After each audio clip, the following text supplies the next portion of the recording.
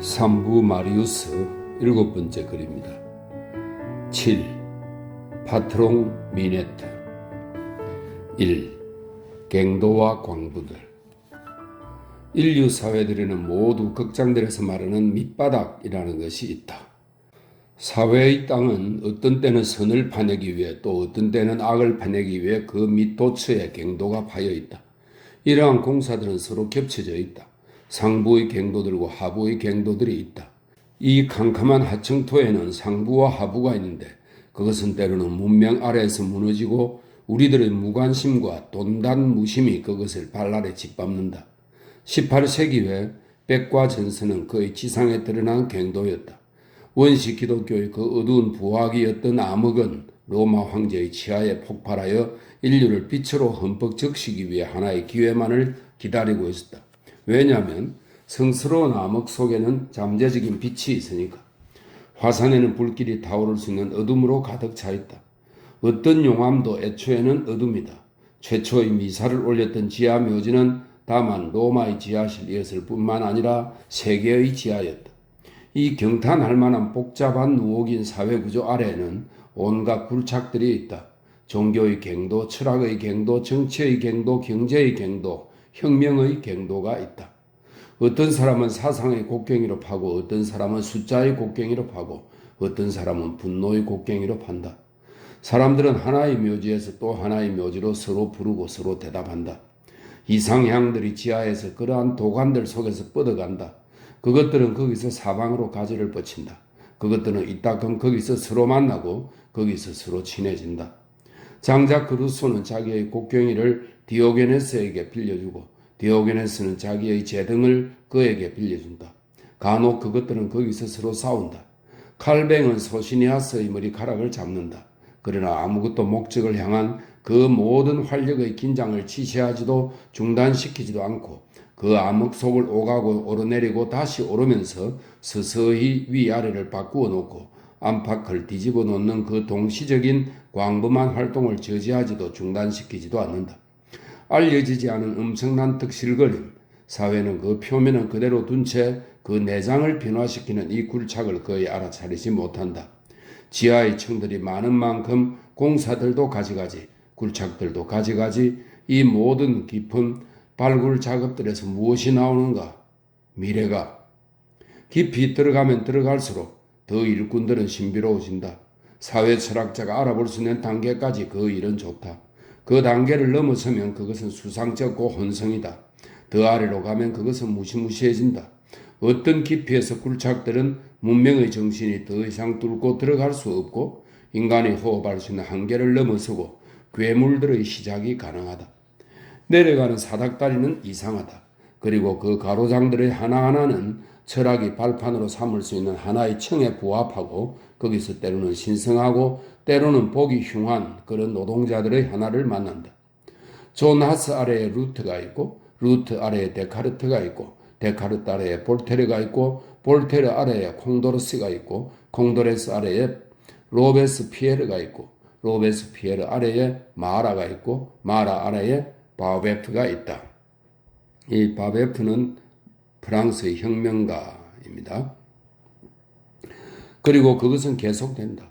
더 아래로 가서 눈에 보이는 것과 안 보이는 것 사이의 경계에는 또 다른 사람들의 그림자, 검은 그림자가 어렴풋이 보이는데 그들은 아마 아직은 이 세상에 존재하지 않을 것이다. 어제의 사람들은 유령들이고 내일의 사람들은 유충들이다. 심화는 그들을 어렴풋이 알아본다.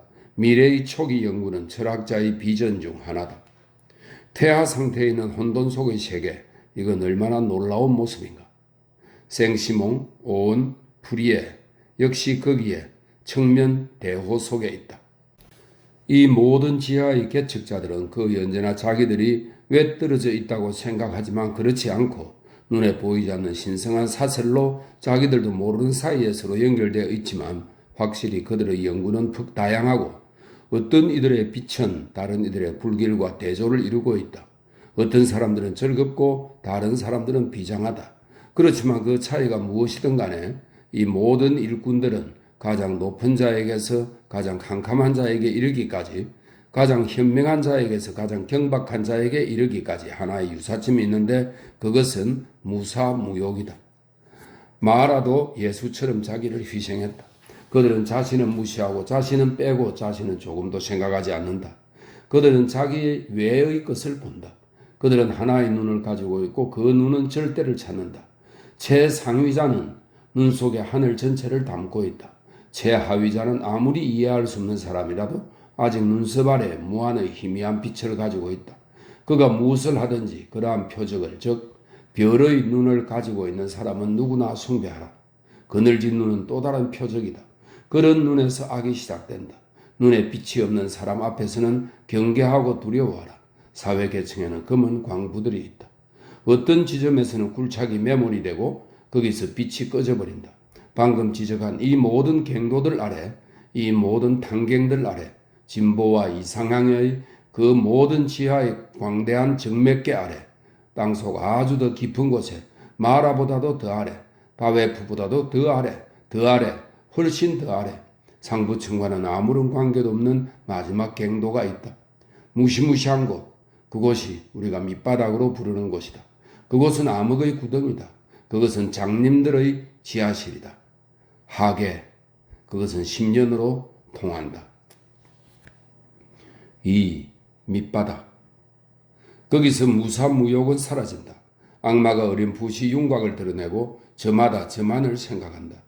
눈 없는 자아가 어르렁거리고 찾고 더듬고 갉아먹는다. 사회의 우골리노가 이 우골리노는 기아의 탑수에 유폐돼 굶어 죽은 제 아이들의 해골 바가지를 갉아먹은 사람입니다. 단테의 신곡에 나오는 인물입니다. 사회의 우골리노가 이 구렁텅이 속에 있다. 이 구덩이 속에서 얼쩡거리는 영독스러운 인간들의 영상들은 거의 짐승들이고 거의 유령들, 세상의 진보에는 관심이 없고 사상과 말을 무시하고 오직 개인적인 욕망의 만족밖에 걱정하지 않는다. 그들은 거의 무분별하고 그들의 마음속에는 일종의 굉장한 소멸이 있다. 그들에게는 두 어머니가 있는데 둘 다 못된 어머니들, 무지와 빈궁이다. 그들은 욕구라는 하나의 안내자를 갖고 있고 민족의 모든 형태들로서 식욕을 갖고 있다. 그들은 난폭하게 탐욕스럽다. 즉 사납다. 폭군처럼이 아니라 호랑이처럼. 이 인간 쓰레기들은 고통에서 범죄로 간다. 그것은 필연적인 영광, 대단한 발생, 그늘의 논리, 사회의 밑바닥에서 기어다니는 것. 그것은 더 이상 절대의 숨막힘 요구가 아니다. 그것은 물질의 항이다. 인간은 거기서 용이 된다. 이 용은 기독교에서 악마의 표상입니다. 인간은 거기서 용이 된다. 배고프다 목마르다 이것이 출발점이다. 사탄이 되는 것 이것이 도달점이다. 이러한 지하실에서 대도 라스메르가 나온다.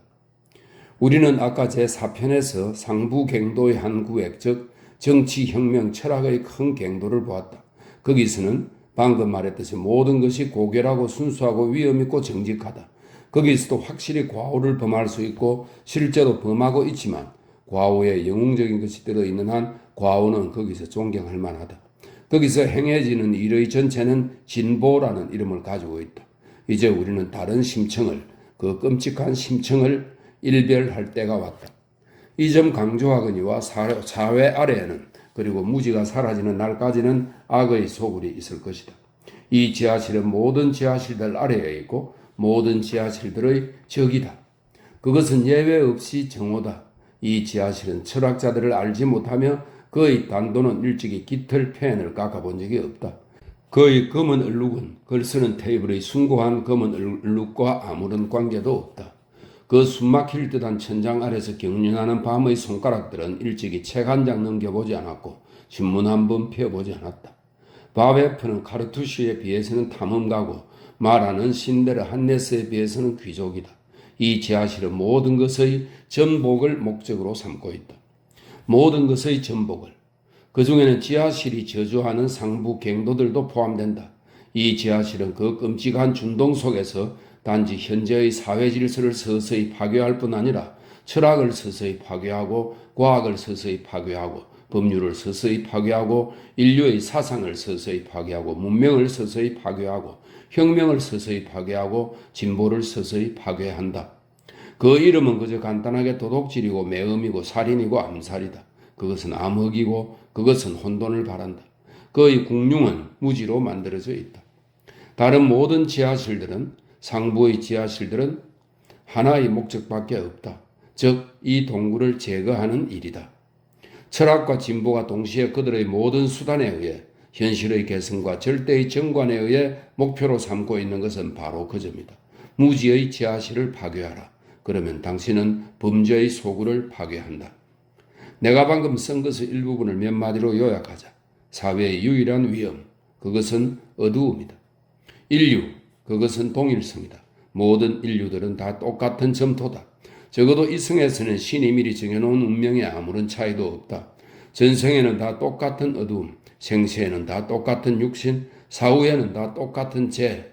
그러나 인간의 반죽에 섞여든 무지는 그것을 검게 한다. 이 불치의 검은 반점이 인간의 내부에 번져 거기서 악이 된다. 3. 바베와 퀼메르, 클라크스, 몽파르나스. 클라크스와 퀼메르, 바베, 몽파르나스의 4인조 불황당이 1830년에서 1835년까지 파리의 밑바닥을 지배하고 있었다. 퀼메르는 마치 떨려난 헤라클레스와 같은 사나이였다. 그는 아르스 마리옹의 하수도를 소굴로 삼고 있었다. 육척 장신에 데리스 같은 윤곽, 청동 같은 팔, 동굴 같은 호흡, 거인 같은 체구, 거기에 참새 같은 두골, 마치 파르네즈의 헤라클레스 상이 무명바지에 목 우단 저고리를 입고 나선 꼴이다. 그러한 조각 같은 체격을 가진 퀼메르는 괴물들이라도 정복할 수 있었을 것이다. 그는 괴물 하나가 되는 것이 더 빠르다고 생각했다. 좁은 이마에 늘따란 관자놀이, 나이 40도 안 됐는데 눈꼬리에 잔주름이 잡히고 짧고 뻣뻣한 터벅머리, 구렛나룻이 더부룩한 뺨, 멧돼지 같은 수염, 이런 것만으로도 대강 이 사람의 댐댐이를 상상할 수 있으리라. 그의 근육은 노동을 촉구해서나 그의 어리석음은 그것을 원치 않았다. 이 게으름뱅이는 힘이 장사였다. 그는 살인을 하고도 태연했다. 사람들은 그를 열대지방의 옛 식민지 태생의 백성이라고 생각했다. 그는 1815년 아비뇽에서 짐꾼 노릇을 했으니 아마 브렌 원수에게도 조금 손을 댔을 것이다. 이 브렌은 1815년에 아비뇽에서 암살되어 강속에 던져진 사람입니다. 브렌 원수에게도 조금 손을 댔을 것이다. 그러한 실습기를 거쳐서 그는 강도가 되었다. 바베는 작은 몸집은 퀼메르의 거대한 육체와 좋은 대조를 이루었다. 바베는 수척하고 유식했다. 그는 투명했으나 속이 들여다 보이지는 않았다. 사람은 그 뼈를 통해 햇빛을 보았으나 그 눈동자를 통해서는 아무것도 보이지 않았다. 그는 자기가 화학자라고 공언했다. 보베시우 극단은 제국시대와 왕정복고 시대에 유명했던 어릿광대라고 합니다. 보베시우 극단에서 어릿광대 노릇을 하고 보비노 극단에서 익살광대 노릇을 했다. 생미엘에서는 보드비를 연출했다. 그는 확고한 의도를 가진 구변 좋은 사람으로 두드러지게 미소를 짓고 유난스럽게 몸짓을 했다. 그의 생업은 국가 원수의 석고 흉상과 초상화를 야외에서 파는 일이었다. 게다가 그는 사람들의 이도 빼주었다. 그는 장터에서 진기한 것들을 보여주었고 나팔과 함께 바라크를 하나 가지고 있었는데 거기에는 다음과 같은 광고가 붙어 있었다. 아카데미 회원 겸 치과의 바베, 금속 및 비금속에 관하여 물리 실험을 행하고 이를 빼고 동료 의사들이 하지 못하는 치근 치료를 시행함. 가격은 이 한 개에 1프랑 45상팀, 두 개에 2프랑, 세 개에 2프랑 50상팀. 이 기회를 이용하시오. 관로 속의 설명입니다. 이 기회를 이용하시오라는 것은 가능한 한 많이 이를 빼시오라는 뜻이었다. 이렇게 되어 있네요. 그는 결혼을 했고 아이들이 있었으나 자기 아내들과 아이들이 어찌 됐는지도 모르고 있었다. 사람들이 손수건을 잃어버렸듯이 그는 그들을 잃어버렸다.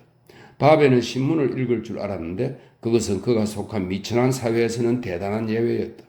어느 날 바퀴 달린 이동식 바라크에서 가족과 함께 살고 있던 때인데 매사제 신문에서 어떤 부인이 송아지 같은 상판떼기를 한 아기를 낳았는데 아이가 정상적으로 자라날 수 있다는 기사를 읽고 그는 소리를 질렀다. 이건 행운이다. 한데 우리 옆에 내는 내게 이 같은 아이 하나 낳아주는 재간이 없단 말이야. 그 후 그는 파리를 도모하기 위해 모든 것에서 손을 뗐다. 그의 표현이다. 클라크스는 어떤 사람이었는가? 그는 밤이었다.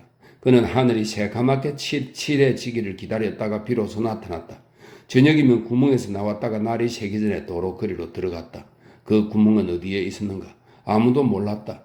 지척을 분간 못할 어둠 속에서 자기의 공범자들에게도 등을 돌리고 밖에 말하지 않았다. 그의 이름이 정말 클라크스였을까? 아니다. 그는 내 이름은 파디투다. 이거는 전혀 아니다. 이런 뜻이랍니다. 파디투다 라고 말했다. 갑자기 촛불이 켜지면 그는 탈을 썼다. 그는 복화술사였다. 바베가 말했다. 클라크스는 두 가지 목소리를 내는 밤짐승이다. 클라크스는 방심한 듯하고 종잡을 수 없고 무시무시했다. 클라크스는 별명이었으니 그에게 이름이 있었는지 확실치 않았고 그의 배가 입보다 더 자주 말했으니 그에게 목소리가 있었는지도 확실치 않았고 아무도 결코 그의 탈밖에 본 일이 없었으니 그에게 얼굴이 있었는지도 확실치 않았다. 그는 유령처럼 호련히 사라지고 나타날 때는 불쑥 땅에서 튀어나오는 것 같았다. 침울한 인간, 그것은 몽파르나스였다. 몽파르나스는 어린애였다. 나이는 20이 못되고 예쁜 얼굴, 버찌 같은 입술, 매력적인 검은 머리, 봄빛 어린 눈을 지녔다. 그는 모든 악덕들을 가지고 있었고 모든 범죄들을 갈망하고 있었다. 악의 소환은 그에게 최악의 악의 욕망을 부채질했다. 그는 건달에서 깡패가 되고 깡패에서 불안당이 되었다. 그는 귀엽고 야들야들하고 맵시 있고 건장하고 부드럽고 잔인했다. 그는 1825년의 스타일 그대로 모자의 왼편태를 좀 까올려서 머리털을 드러내 보였다. 그는 강도질을 해서 살았다. 그의 프로코트는 훌륭하게 재단된 것이었으나 헤어져 있었다. 몽파르나스, 이건 빈궁을 겪고 있고 살인을 범하고 있는 패션의 판화였다. 이 청년의 모든 범죄의 원인은 옷을 잘 입고 싶은 욕망이었다. 너는 미남이다 라고 그에게 말한 어떤 바람기 있는 여공이 그의 가슴 속에 암흑의 얼룩을 던졌고 이 아벨을 카인으로 만들었다. 자신이 예쁘다고 생각한 그는 멋쟁이가 되고 싶었다. 그런데 첫째의 멋, 그것은 무의도식이요. 빈자의 무의도식, 그것은 범죄다. 어떠한 불황배도 몽파르나스만큼 사람들이 두려워할 불황자는 별로 없었다. 18살에 그는 벌써 여러 구의 시체를 자기 뒤에 가지고 있었다. 이 무지막지한 놈의 그늘에 얼굴이 피투성이가 되어 두 팔을 뻗치고 누워있는 행인이 한둘 아니었다. 곱슬머리에 포마드를 바르고 홀쭉한 허리, 여자 같은 엉덩이, 퍼르시아 장교 같은 상반신, 그의 주위에서 속삭이는 거리의 여자들의 감탄성, 멋들어지게 맨 넥타이, 호주머니 속에 감추어놓은 곤봉, 단축 구멍에 꽂고 다니는 한 송이의 꽃, 이러한 것이 이 무덤의 멋쟁이였다. 4. 동아리의 조직. 그들 넷이서 이 무리안들은 프로테우스 같은 것을 형성하여, 이 프로테우스는 마음대로 형태를 바꾸는 능력을 가진 바다의 신, 그리스 신화에 나오는 신입니다. 프로테우스 같은 것을 형성하여 경찰 사이를 요리조리 다니고 나무, 화염, 샘 등 여러 가지 형상 아래 비도옥의 빈틈없는 눈에서, 이 비도옥은 프랑스의 협작군입니다. 탈옥수인 그는 경찰의 탐정이 되고 치안의 수장이 되었다고 합니다. 그가 남긴 회상기는 나중에 베스트셀러가 되기도 했다고 하네요. 비도옥의 빈틈없는 눈에서 벗어나려고 애쓰고 그들의 이름과 꾀를 서로 빌려주고 그들 자신의 어둠 속의 모습을 감추고 비밀 은신처에 서로서로 숨겨주고 가장 무도에서 자기의 가짜 코를 떼내듯이 그들의 댐댐이를 흩뜨려뜨리고 때로는 더 이상 한 사람밖에 안 될 정도로 줄어들어 보이고 때로는 명경찰 코코 라크루 자신도 그들을 여러 명으로 착각할 정도로 많아지고 했다. 이 네 사람은 전혀 네 사람이 아니었다. 그들은 파리에서 대규모로 일하는 네 머리를 가진 신비로운 도적 같은 것이었고 사회의 지하실에서 서식하는 악의 기괴한 산호충 같은 것이었다. 하부 조직과 그들의 겉으로 드러나지 않은 연고 관계의 망 덕분에 바베와 괸메르, 크라크스, 몽파르나스는 센도의 매복 청부를 도맡아 가지고 있었다. 그들은 행인에 대해 아래에서부터 구테타를 행했다. 이러한 종류에서 아이디어를 찾아낸 사람들은 밤중의 일을 착상한 사람들은 그들에게 그 실행을 부탁했다. 사람들이 이 네 악당들에게 골자를 제공하면 그들은 그 연출을 맡았다. 그들은 각본에 따라 일을 했다. 거들어줄 필요가 있고 충분히 벌이가 되는 모든 범죄에 그들은 언제나 거기에 알맞은 적당한 사람들을 빌려줄 수 있었다. 조력자를 찾고 있는 범죄자에게는 공범자들을 빌려주었다. 그들은 깊은 지하실의 모든 비극들에 마음대로 사용할 수 있는 한 무리의 암흑의 배우들을 가지고 있었다. 그들은 보통 그들이 잠을 깰 때인 해질 무렵에 상페트리에르 양로원 근처의 들판에서 모였다. 거기서 그들은 상의를 했다. 그들은 그들 앞에 12시간을 갖고 있고 그들은 그것을 어떻게 쓸 것인가를 결정했다. 파트롱 미네트, 이것이 지하사회에서 이 4명의 결사에 주어진 이름이었다. 날마다 점점 사라져가는 이상한 옛 속어에서 파트롱 미네트, 주인 아가씨라고 하는 뜻입니다. 파트롱 미네트라는 말은 아침을 의미하는데 개와 늑대 사이라는 말이 저녁을 의미하는 것과 같다. 이 파트롱 미네트라는 호칭은 10중 8구 그들의 일이 끝나는 시간에서 온 것이리라. 새벽녘은 유령들이 사라지고 도적들이 헤어지는 때이니까 이 4사람들은 그러한 이름으로 알려져 있었다. 중죄 재판장이 라스네르를 그의 감옥으로 찾아갔을 때 그는 라스네르가 부인하는 범죄에 관해 신문했다. 그럼 누가 그걸 했느냐? 하고 재판장이 물었다. 라스네르는 법관에게는 수수께끼 같지만 경찰들은 빤히 알 수 있는 이런 대답을 했다. 그건 아마 파트롱 미네트일 겁니다. 사람들은 때때로 등장인물의 이름을 보고 그게 어떤 희곡인가를 짐작하는데 그와 마찬가지로 비적들의 명단을 보고 그게 어떤 적당인가를 대충 알 수 있다. 파트롱 미네트의 주된 가담자들이 어떤 이름을 가지고 있었던가 그 이름을 아래에 들어본다. 이 이름들은 특수한 기록들에 남아있다. 팡쇼, 별명 프랭타니에 또는 비그루나유, 브레종, 설명이 있습니다. 브레종이라는 한 계통이 있었는데 이에 관해서 한마디 하는 걸 포기하지 않겠다. 이렇게 되어 있고요.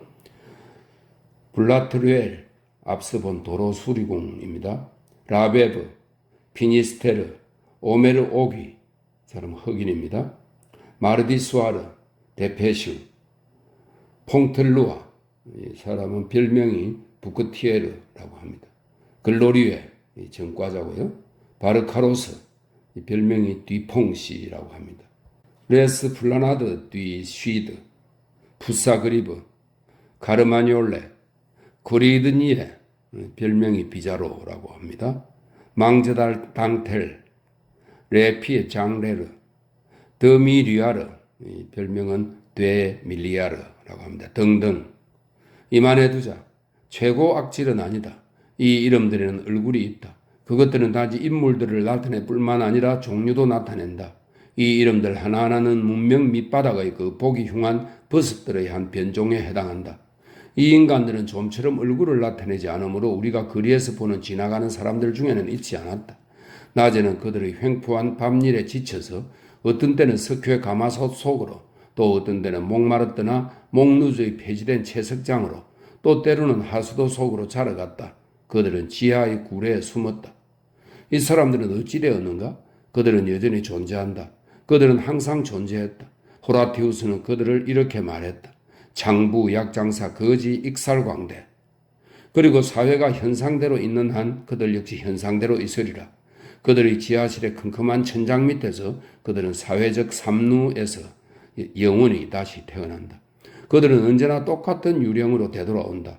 다만 그들은 더 같은 이름을 갖고 있지 않고 더 이상 같은 겉모양을 갖고 있지 않을 뿐이다. 개인들은 소멸해도 종족은 존속한다.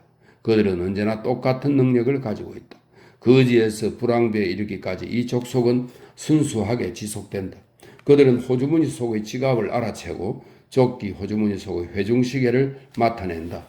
금은은 그들에게 냄새를 풍긴다. 훔칠 수 있는 것 같다고 말할 수 있는 어리숙한 시민들도 있다. 이런 시민들을 그 사람들은 참을성 있게 따라간다.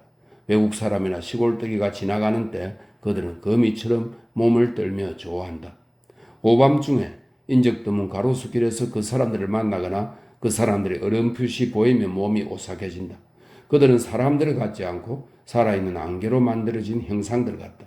그들은 보통 암흑과 한 덩어리가 되어서 그 암흑과 구별되지 않고 어둠 이외의 영혼을 갖고 있지 않으며 그들이 밤에서 빠져나온 것은 일시적이고 잠시 동안 흉악한 삶을 살기 위해서인 것 같다. 이 인간 쓰레기들을 없애기 위해서는 무엇이 필요한가? 빛이다. 넘쳐 흐르는 빛. 서광에 대항하는 박쥐는 한 마리도 없다. 밑바닥 사회를 비추어라.